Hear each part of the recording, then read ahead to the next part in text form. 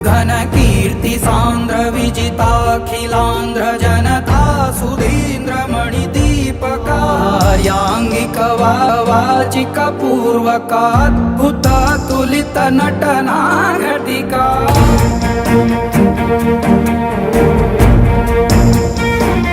నిరీతులుగా ఇన్నిన్ని పాత్రలుగా నిందర్శింపజేయగల జ్ఞానదర్పణము. Hit TV అభిమాన ప్రేక్షకులకు స్వాగతం. నేను మీ నాగేంద్ర కుమార్.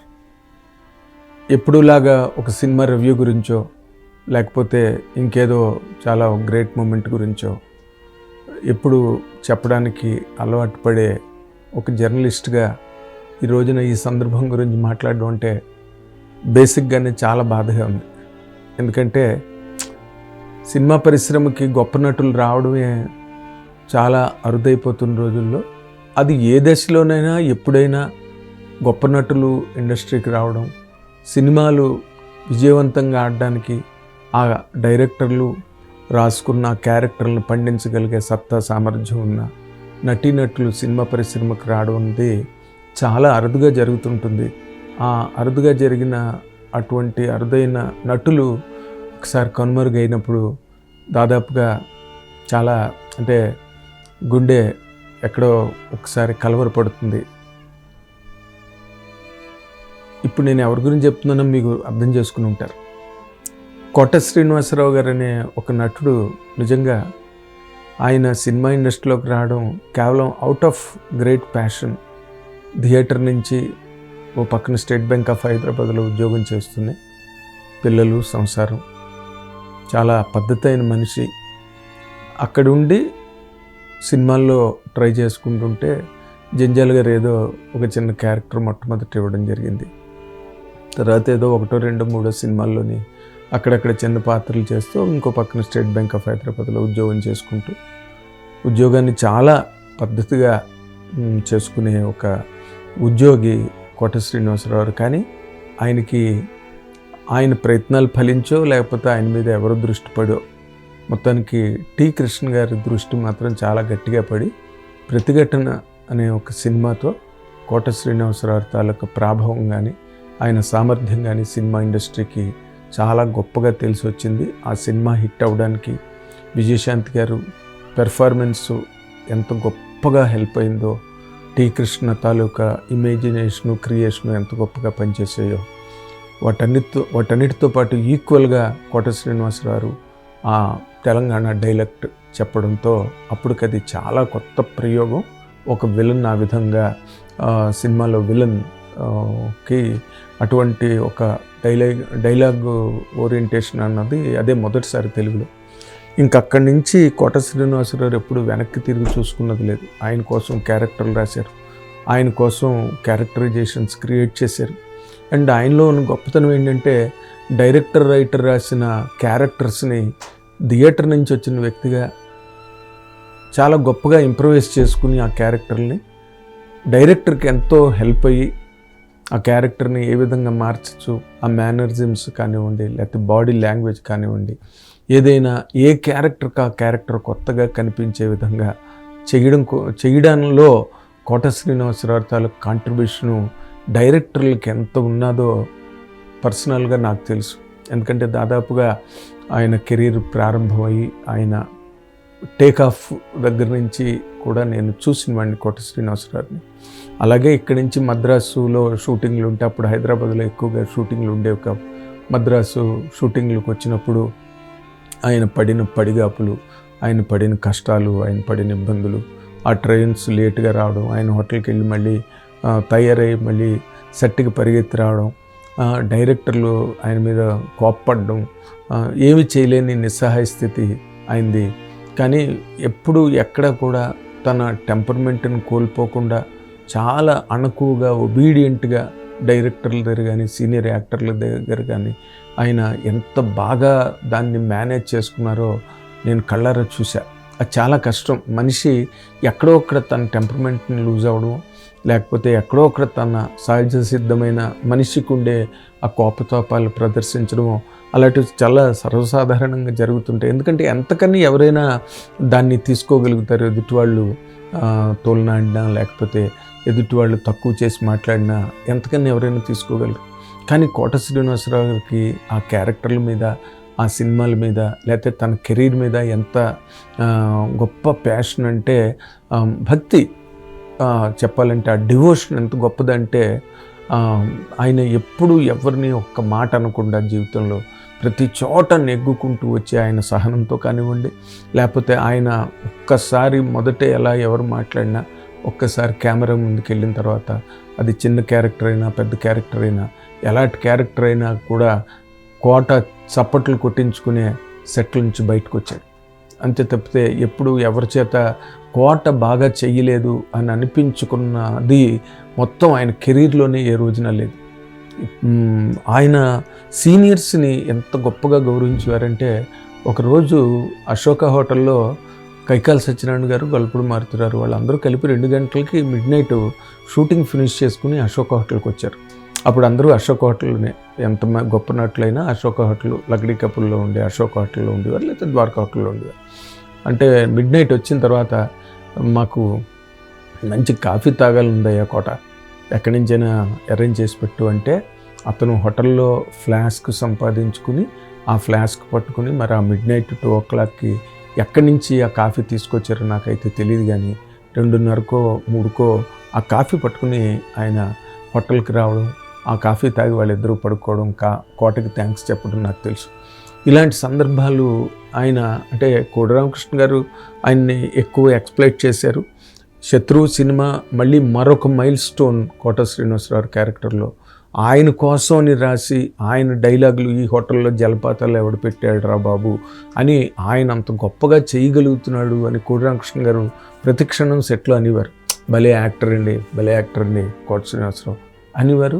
అండ్ కోటకి ఎంత శత్రువు సినిమా హిట్ అవ్వడానికి ఆ రోజుల్లో కోట క్యారెక్టరు, కోట తాలూకు టాలెంట్ ఏదైతే ఉందో అది 100% ప్లస్ అయింది. అందుకే ఒక సినిమా అని కాదు, ఒక మెగాస్టార్ చిరంజీవి గారి సినిమాలోనండి, వెంకటేష్ గారు, నాగార్జున గారు, బాలకృష్ణ గారు, ఎనీ ఫిల్మ్ కోట ఉన్నాడు అంటే కనుక ఆ కోట క్యారెక్టరైజేషను, ఆయన తాలూకా ఆ డిఫరెంట్ అప్రోచ్ క్యారెక్టర్ని హ్యాండిల్ చేయడంలో అలాంటివన్నీ కూడా కోట శ్రీనివాసరావు చాలా అద్భుతంగా చేసిన సందర్భాలు సినిమా ఇండస్ట్రీలో అందరికీ తెలిసినవే. ఈ రోజున ఆయన పోయారు అనగానే ఎందుకు అంతమంది కథలు వచ్చారు అంటే దానికి అదే కారణం. ఎందుకంటే నటుడుగా కోట శ్రీనివాసరావు మీద అంత గౌరవం సినిమా ఇండస్ట్రీలో ఆయన సంపాదించుకున్నారు. వ్యక్తిగా కూడా ఆయన చాలా సాధు స్వభావి బేసిక్గా, అండ్ గొప్ప సంప్రదాయవాది. ప్రతి దానిలోని స్నేహబంధాన్ని మాత్రమే వెతుక్కున్న ఒక మంచి మనస్సున్న మనిషి అనమాట. స్నేహబంధమే అందరితోనే ఆయనకి. అందరూ చాలామంది మా మీడియాలో కానీ ఇండస్ట్రీలో కానీ ఆయన బాబాయ్ అని పిలిచిన వాళ్ళు చాలామంది ఉన్నారు. అబ్బాయి అని ఆయన పిలవడం ఆయనకు అలవాటు.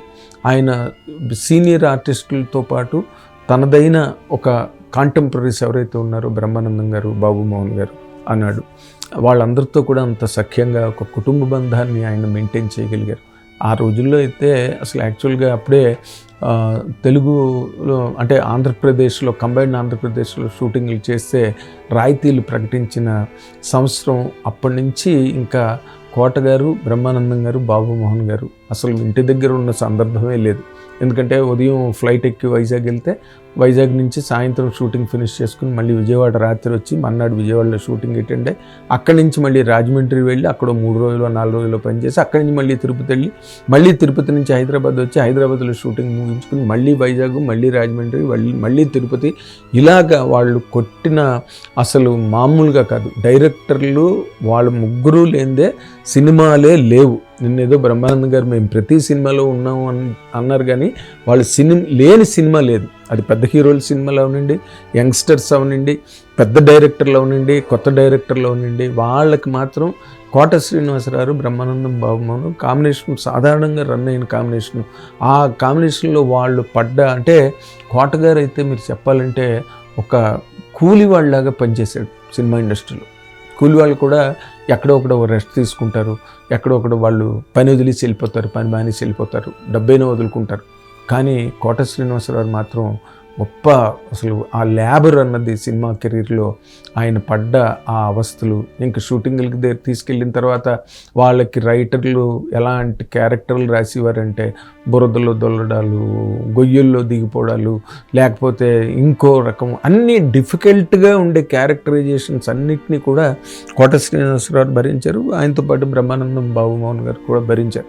కాకపోతే కోట శ్రీనివాసరావుకి మెయిన్ లీడ్ క్యారెక్టర్ అవడం, బ్రహ్మానందం గారిది కమిడియన్ క్యారెక్టర్ అవడం, పక్కనే సపోర్టింగ్ క్యారెక్టర్ బాబుమోహన్ గారు ఉండడం, వీళ్ళన్నిటికీ character, main character, centre of the attraction అన్నది కోట శ్రీనివాసరావు.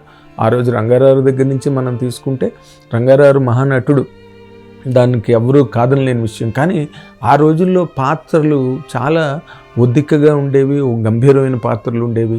డైలాగు, ఆ పర్సనాలిటీస్, రంగారావుకు ఉండే ఆ రెస్పెక్ట్ ఇండస్ట్రీలో, అవన్నిటితో వాళ్ళ క్యారెక్టరైజేషన్లు కూడా ఆ రోజునున్న పద్ధతిగా రచయితలు రాసేవారు. క్యారెక్టర్లు విలనీయే కావచ్చు, ఇంకొక సెంటిమెంటల్ క్యారెక్టర్ కావచ్చు, ఫ్యామిలీ డ్రామా కావచ్చు, ఏదైనా కావచ్చు. కానీ కోట శ్రీనివాసరావు గారు ఒక ప్రతినాయకుడిగా కానీ లేకపోతే ఒక క్యారెక్టర్ ఆర్టిస్ట్గా ఎదిగిన టైంకి సినిమా ఇండస్ట్రీలో కథలు మారిపోయినాయి, రచయితల తాలూకు ఆలోచనలు మారిపోయి, డైరెక్టర్స్ తాలూకు ఇమాజినేషన్స్ మారిపోయి బాగా మాస్ ట్రెండ్ వచ్చేసింది. ఆ మాస్ ట్రెండ్ని కోట శ్రీనివాసరావు ఎంత బాగా దాన్ని రక్తి కట్టించి ఆ క్యారెక్టర్ని హీరోలందరితో పాటు అసలు ఎలాంటి క్యారెక్టర్లు చేశారంటే దాని మీద ఒక పెద్ద డాక్టరేటే చేయొచ్చు యాక్చువల్గా కోట శ్రీనివాసరావు తాలూకా కెరీర్ మీద. అంత గొప్ప కెరీరు, గొప్ప సంగీత అభిమాని. ఘంటసాల గారు అంటే చెవి కోసుకునేవారు. అండ్ ఘంటసాల గారి పద్యాలు, పాటలు అంటే ఎవరు వాటిని పాడగలిగినా వాళ్ళని ఒళ్ళో కూర్చోబెట్టుకుని వాళ్ళ గురించి సంగీత డైరెక్టర్లకి చెప్పి, ఇగో ఈ కుర్రాడు బాగా పాడతాడు, ఆ కుర్రాడు బాగా పాడతాడు అని అందరి గురించి చెప్పి, అందరితోని కలిపికోరుగా ఉండి ఒక కుటుంబ సభ్యుల్లాగా సినిమా ఇండస్ట్రీలో ఉన్న అతి తక్కువ మంది ఆర్టిస్టుల్లో కోట శ్రీనివాసరావు గారు ప్రప్రథమంగా ఆయన పేరు చెప్పాలి. అది దాంట్లో ఆయన నటుడుగా ఎంత గొప్పగా రాణించి సినిమా ఇండస్ట్రీలో ఎన్నో సినిమాల విజయాలకి కారణమయ్యారో, అలాగే ఒక వ్యక్తిగా కోట శ్రీనివాసరావు ఆయన ఇంటికి ఎవరు వెళ్ళినా కూడా ఎండాకాలం కొత్త ఆవకాయ పెడితే, కొత్త ఆవకాయ వచ్చిందయా భోజనం చేయడానికి రండి అని చెప్పి ఆయన మిస్సెస్ ఎంతో చక్కగా ఆతిథ్యం ఇచ్చి వాళ్ళని సత్కరించి, వాళ్ళు ఎంతమందికి ఆర్థికంగా కూడా ఆయన సాయం చేయడం నాకు తెలుసు. ఎవరు కష్టం వచ్చి పిల్లల చదువుల కోసం లేకపోతే ఇంకో రకమైన కష్టం వచ్చి గుమ్మంలోకి వెళ్తే వాళ్ళందరికీ కూడా వాళ్ళు అడిగినంత ఇచ్చి మరి సాయం చేసి, పోనీ ఇంత తీసుకోండి, మిగిలింది మీరు మేనేజ్ చేసుకోండి అని కూడా అనకుండా వాళ్ళకి ఎంత అవసరమైతే అంత అవసరం వాళ్ళకి తీర్చి పంపించిన సందర్భాలు చాలా ఉన్నాయి. అది ఆ అవసరాలు పొందిన వాళ్ళు, ఆ సహాయం పొందిన వాళ్ళకి అందరికీ నేను ఏం చెప్తున్నానో, ఎవరి గురించి చెప్తున్నానో వాళ్ళందరికీ అర్థమవుతుంది. కాకపోతే ఆయన ఎప్పుడూ కూడా ఏంటంటే ఆయన కుడి చేతితో చేసిన పని ఎడమ చేతికి తెలియకుండానే మెయింటైన్ చేసుకుంటూ వచ్చారు. ఆ గుణం లేదు ఆయనలో. బయటకు వచ్చి బాహాటంగా నేను వీళ్ళకి అది చేశాను, వాళ్ళకి అది చేశాను అని చెప్పుకునే గుణం లేదు కోట శ్రీనివాసరావులో. నేను చెప్పా కదా ఇందాకలో, చాలా సాధు స్వభావి, సహజమైన మనిషి. అండ్ ఎక్కడి నుంచి తన రూట్స్ ఎక్కడి నుంచి వచ్చి ఏ విధంగా తను ఎదిగారో ఆ రూట్స్ని మర్చిపోని ఒక మంచి స్వచ్ఛమైన వ్యక్తిత్వం కోట శ్రీనివాసరావు తాలూకా చిరునామాగా మనం చెప్పచ్చు. కాకపోతే ఏంటంటే ఆయన సినిమా ఇండస్ట్రీలో ఒక టైంలో మనకి కోట శ్రీనివాసరావు మంచి ఫైల్లో ఉన్న రోజుల్లోనే మెల్లిగా ట్రెండ్ మారుతూ రావడం, ఈ హిందీ యాక్టర్లు, మలయాళం యాక్టర్లు, తమిళ యాక్టర్లు రావడం, అప్పటికి ఇంకా పాన్ ఇండియా ఇమేజ్ తెలుగు సినిమాకి రాకపోవడంతో కోట శ్రీనివాసరావుకి దాదాపుగా మెల్లిమెల్లిగా క్యారెక్టర్లు తగ్గుతూ వచ్చాయి. అంటే కొత్త డైరెక్టర్లు వచ్చి హిందీ విలన్స్ను, హిందీ క్యారెక్టర్ ఆర్టిస్టులను, లేకపోతే తమిళ్, మలయాళం నుంచి తెచ్చుకోవడం, ఇలాంటివేవో ఒక ప్రయోగాలు, ఒక వినూత్నమైన విధానం సినిమా ఇండస్ట్రీలో ప్రారంభమైపోయింది. ఆ ప్రారంభమైన ఆ ఊపులో కోట శ్రీనివాసరావు పూర్తిగా పూర్వపక్షం చేయబడ్డారు. ఆయన క్యారెక్టర్లు దొరకలే. ఆయన క్యారెక్టర్లు చేయడానికి అంత అద్భుతమైన నటుడు ఇంకో రకంగా చెప్పాలంటే ఏ హిందీలోనో, ఏ మలయాళంలోనో, ఏ తమిళ్లోనో కనుక పుట్టుంటే అతని తాలూకా కీర్తి ప్రతిష్టలు నిజంగా దేశవ్యాప్తమై నేషనల్ వైడ్ అనమాట. అంటే ఒక పాన్ ఇండియా యాక్టర్ ఆ రోజుల్లోనే ఆయన అయిపోయి ఉండేవారు. కాకపోతే తెలుగు నటులకు అది చాలా తక్కువ మంది అవకాశం వచ్చింది. ఓ రంగారావు తమిళ్లో వరకు ఆయన పాపులర్ అయ్యారు, తమిళ బ్రహ్మాండంగా మాట్లాడేవారు. భానుమతి గారు తమిళ నటి అయ్యారు. అండ్ సావిత్రి గారు తమిళ నటిగానే గుర్తింపు, తమిళ నటిగానే ఆవిడ స్థిరపడిపోయారు తమిళనాడులో. ఇవన్నీ కానీ పాన్ ఇండియా ఇమేజ్ అన్నది ఏ రోజున రాని పరిస్థితులు. తర్వాత అదే పరిస్థితి కోట శ్రీనివాసరావు నటుడుగా సీనియర్గా ఎదిగిన తర్వాత కూడా మార్పు చేర్పులతో తెలుగు యాక్టర్లలో ముఖ్యంగా క్యారెక్టర్ ఆర్టిస్టులు కోట శ్రీనివాసరావు చేసే కైండ్ ఆఫ్ క్యారెక్టర్స్కి తక్కువ భాషా నటుల్ని, ఇతర పరభాషా నటుల్ని ఎంచుకోవడం అన్న ఒక ఉద్ధృతమైన ప్రయత్నంలో కోట శ్రీనివాసరావు మరుగున పడిపోయారు. చాలా కాలం ఆయనకి క్యారెక్టర్స్ లేకపోవడం అన్నది, ఆయన అనుభవించిన ఆ బాధని కూడా నాకు తెలుసు పర్సనల్గా. అండ్ ఆ తర్వాత రోజుల్లో ఏంటంటే గబ్బర్ సింగ్లో చాలా మంచి క్యారెక్టర్ చేయించారు. అండ్ గబ్బర్ సింగ్లో ఆ పాట కూడా తాగుబోతులం మేము అనే పాట కూడా కోట చేత బలవంతం పెట్టి పాడించారు దేవిశ్రీ ప్రసాద్ వాళ్ళు. అండ్ కీరవాణి గారు కూడా చేసేసారు, బాగుంటుంది మీరు పాడితే బాగుంటుంది అని చెప్పి. ఆయన మొహమాట పడుతూనే పాడారు, కానీ ఆ పాట మాధ్యనాల్లోకి చాలా బాగా వెళ్ళింది, ఆ క్యారెక్టర్ బాగా పడింది గబ్బర్ సింగ్ సినిమాలో. మనం ఆ పాట ఎప్పటికీ మర్చిపోలేము. మాస్టర్స్ అసలు అయితే మర్చిపోలేరు, ఎందుకంటే ఆయనకుండే ఆ సంగీత అభిమానం చేత ఆ పాట ఆయన చేత పాటించారు. తర్వాత విషయాల్లోకి కనుక ఆయన వ్యక్తిగతంగా చూసుకుంటే ఏంటంటే క్యారెక్టర్లో పక్కన తగ్గడం. సరే వాళ్ళ అబ్బాయి కూడా చేతికందుకు వచ్చాడు, ఆ అబ్బాయి కూడా సినిమా యాక్టర్ అవబోతున్నాడు. అండ్ కోట శ్రీనివాసరావు తాలూకు పర్సనల్ కార్యక్రమాలు కానీ ఉండి, లేకపోతే ఇంకోటి కానీ ఇంటికి సంబంధించినవి, ఆయన పర్సనల్ అకౌంటెన్సీకి సంబంధించిన విషయాలన్నీ వాళ్ళ అబ్బాయి దగ్గర నుండి చూసుకున్నాడు. చాలా సమర్థుడైన కొడుకు కోట శ్రీనివాసరావు అబ్బాయి. కానీ అతను కూడా అర్ధాంతరంగా లేదా చాలా అనుకోని పరిస్థితుల్లో ప్రమాదం జరిగి ఆయన చనిపోయిన తర్వాత, వాళ్ళ అబ్బాయి చనిపోయిన తర్వాత దాదాపుగా కోట శ్రీనివాసరావులో సర్వస్వం కోల్పోయినట్టు అయిపోయారు ఆయన. నిజంగా మొదటి రోజుల్లో ఆయన ఎంత కష్టపడి, ఇందాక నేను చెప్పినట్టుగా కూలి పని చేసినట్టుగా కెరీర్లో అంత కష్టపడి ఇంటి పట్టునే లేకుండా ఊళ్ళు తిరుగుతున్నాం, రోజులు షూటింగ్లు చేస్తున్నాం, రాత్రి పగలు చేస్తున్నాం, కాల్ షీట్స్ పని చేస్తున్నాం. ఒక కూలి వాళ్ళకి పనిచేసి తను వ్యక్తిగతంగా కానీ ఉండే, ఆర్థికంగా కానీ ఆయన ఒరిజినల్గానే శ్రీమంతుడు కోట శ్రీనివాసరావు. ఆయన ఒరిజినల్గా వాళ్ళకి భూములు పంటలు అవన్నీ ఉన్న కుటుంబం నుంచి వచ్చిన వ్యక్తి. అయిన తర్వాత ఉద్యోగి, ఆయన ఎప్పుడు ఎవరి దగ్గర చెయ్యి జాపలేదు, ఎవరిని మోసం చేయలేదు సినిమా పరిశ్రమలో. ఏ రకమైన అపవాదులు సినిమా ఇండస్ట్రీలో కోట శ్రీనివాసరావుకి లేవు బేసిక్గా. కాకపోతే ఏంటంటే ఆయన సరదాగా జోకులు వేయడం, సరదాగా కామెంట్లు పాస్ చేస్తే అవన్నీ నవ్వుకున్న చోట నవ్వుకున్నారు, ఎంజాయ్ చేసిన చోట ఎంజాయ్ చేశారు. కానీ అవి ఒక్కొక్కసారి అవి అవతల వాళ్ళకి చురకల్లా తగలడం, లేకపోతే ఏదో మాట అన్నాడు, మాట తూలిపోయాడు కోట అని చెప్పి ఆయన మీద విస్తృతమైన ప్రచారం సినిమా పరిశ్రమలో జరగడం, దానివల్ల కొంత వైషమ్యాలను కూడా ఆయన ఎదుర్కొన్నారు సినిమా పరిశ్రమలో కోటని. ఎందుకంటే ఆయన ఏదో ఒకసారి ఒక సామాజిక వర్గాన్ని దూషించి మాట్లాడారని చెప్పి పెద్దలందరూ కోట మీద ఒక రకమైన కోపం ప్రకటించడం జరిగింది, కోపించారు. ఇంకా సినిమాలు ఉండవు కోటకి అనే ఒక పరిస్థితి సినిమా ఇండస్ట్రీలో వచ్చేసింది. కానీ కరెక్ట్గా అదే టైంకి గణేష్ రావడం, వెంకటేష్ తిరుపతి స్వామి తమిళ డైరెక్టర్, గణేష్ సినిమాకి చాలా మెయిన్ క్యారెక్టర్కి సురేష్ బాబు గారు సైన్ చేసి సినిమా ఇండస్ట్రీలో మళ్ళీ ఆ క్యారెక్టర్తో మళ్ళీ అసలు గణేష్ క్యారెక్టర్ ఎవరు చూసినా కూడా అసలు అలాంటి క్యారెక్టర్ చేయడానికి ఇండియాలో మరొక యాక్టర్ ఉన్నాడా, ఇంకో యాక్టర్ని మనం ఊహించగలమా గణేష్ లాంటి ఆ క్యారెక్టర్ చేసినది. అసలు ఎంత అద్భుతమైన పెర్ఫార్మెన్స్ నిజంగా. అందుకే నేను వెంకటేష్ గారు కూడా శత్రువు, గణేష్ ఎన్ని సినిమాలు వాళ్ళ కాంబినేషన్స్లో పనిచేశారు. ఆయన ఈ మాటలు వల్ల ఆయన ఏదో సామెత చెప్పినట్టు స్టోర్టుపురం పోలీస్ స్టేషన్ వచ్చినప్పుడు టూవర్స్టుపురం పోలీస్ స్టేషన్ అని దాని గురించి చెప్పి, గులాబీ సినిమా వచ్చినప్పుడు రామ్ గోపాల్ వర్మ గుల, కృష్ణవంశీ గుల, రామ్ గోపాల్ వర్మ హాబీ రెండు తీరే అని చెప్పి గులాబీ అని దానికి టైటిల్ పెట్టి సరదాగా మాట్లాడిన మాటలు అనమాట అవన్నీ కూడా. అండ్ బాగా ఎంజాయ్ చేశారు. ఇప్పటికీ సినిమా ఇండస్ట్రీలో కోటాను కానీ ఇవన్నీ అందరూ చెప్తుంటారు అనమాట. అంటే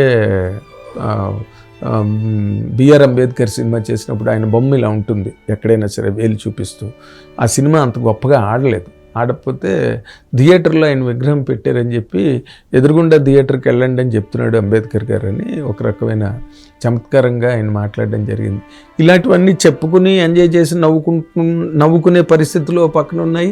ఆయన కామెంట్లు చేస్తున్నారు, సినిమాల మీద కామెంట్లు చేస్తున్నారు అని చెప్పి ఇంకా లేనిపోని వాళ్ళు ఉంటారు కదా, పక్కన ఉండే పక్క వైద్యం వాళ్ళందరూ వాటిని ప్రచారం చేయడం, అలాంటి నెగిటివిటీని కొంతవరకు సినిమా ఇండస్ట్రీలో ఈ యాంగిల్లోనే ఆయనకి అలాంటి ఎదురయ్యాయి. కానీ ఒక నటుడుగా కానీ వ్యక్తిగా వీళ్ళని మోసం చేశాడు, వీళ్ళ దగ్గర ఈ విధంగా వాళ్ళని చీట్ చేసాడు అన్న మాట ఏ రోజున లేదు. ఆయనకి ఎగ్గొట్టిన వాళ్ళు ఎంతమంది ఉన్నారు సినిమా ఇండస్ట్రీలో. అంటే ఆయనకి అనుకున్న రెమ్యునరేషన్ ఆయనకి పోకుండా చేసింది. సరే, ఏదో మొత్తానికి కింద మీద పడి కెరీర్ని నిర్మించుకుని కెరీర్ని నిలబెట్టుకున్నాడు సక్సెస్ఫుల్గా, మోస్ట్ సక్సెస్ఫుల్గా బ్రహ్మాండంగా నడిపించుకుంటున్న టైంలో ఆ కొడుకు దుర్మరణం ఏదైతే ఉందో, అకాల మరణం కోట శ్రీనివాసరావుని చాలా చాలా అసలు పూర్తిగా ఆయన్ని నీరుగార్చేసింది. చేతికి అందికొచ్చిన ఒక చెట్టంత కొడుకు, సమర్థుడు, బుద్ధిమంతుడు, అలాంటి కొడుకు చేజారిపోవడంతో కోట శ్రీనివాసరావు తాలూకా మొత్తం నిర్వీర్యం అయిపోయాడు కోట శ్రీనివాసరావు అప్పుడే బిగిన. ఆ తర్వాత కూతురుకి కాలిపోవడం, ఇవి కూడా ఆయన్ని చాలా బాధ పెట్టాయి. ఆయన బయటికి చెప్పుకోలేకపోయినా ఈ వీటిల్లో సినిమాలు తగ్గడం. నేను ఎప్పుడు వెళ్ళినా నాతో అనేవారు అనమాట, ఏదో కూర్చున్న క్యారెక్టర్లైనా నాకు ఇవ్వచ్చు కదా అబ్బాయి, మరి ఇంట్లో నాకు బోర్ కొట్టేస్తున్నది ఇంట్లో కూర్చుని అని నాతో అంటుండేవారు.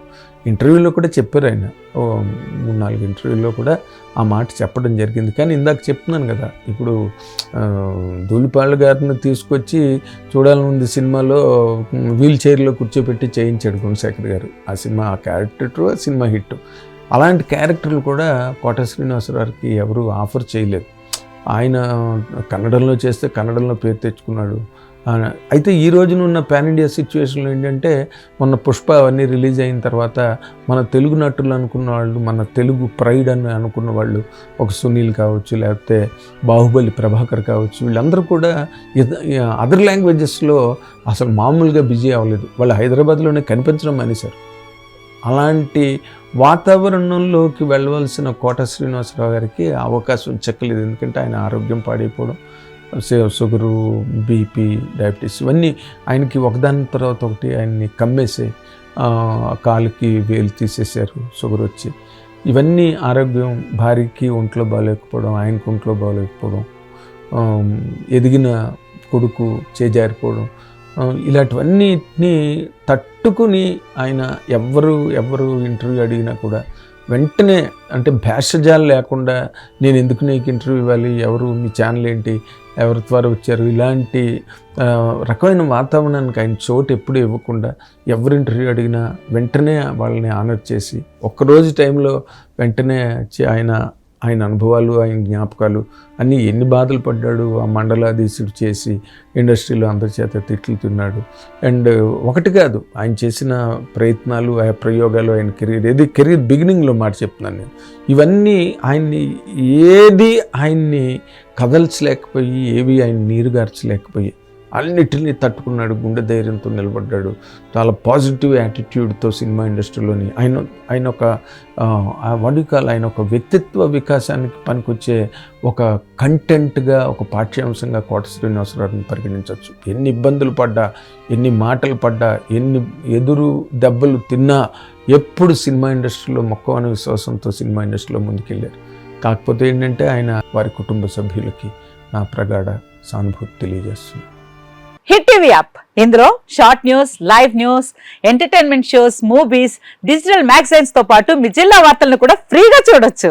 ఇంకెందుకు ఆలస్యం, వెంటనే హిట్ టీవీ యాప్ ని డౌన్లోడ్ చేసుకుని ఫ్రీగా ఎంటర్టైన్మెంట్ పొందండి. Hit TV app. Hit TV app. Please download hit TV app. Hit TV app ని ఫ్రీగా డౌన్లోడ్ చేసుకొని ఎంజాయ్ చేయండి. మీకు నచ్చిన ఎంటర్టైన్మెంట్ కోసం హిట్ టీవీ యాప్ ని ఫ్రీగా డౌన్లోడ్ చేసుకుని ఎంజాయ్ చేయండి. హిట్ టీవీ యాప్ ని డౌన్లోడ్ చేసుకుని ఆస్వాదించండి, ఆశీర్వదించండి. ఇంతమంది సెలబ్రిటీలు హిట్ టీవీ యాప్ ని డౌన్లోడ్ చేసుకోండి అని చెప్తున్నారంటే ఎంత మంచి యాప్ ఆలోచించండి.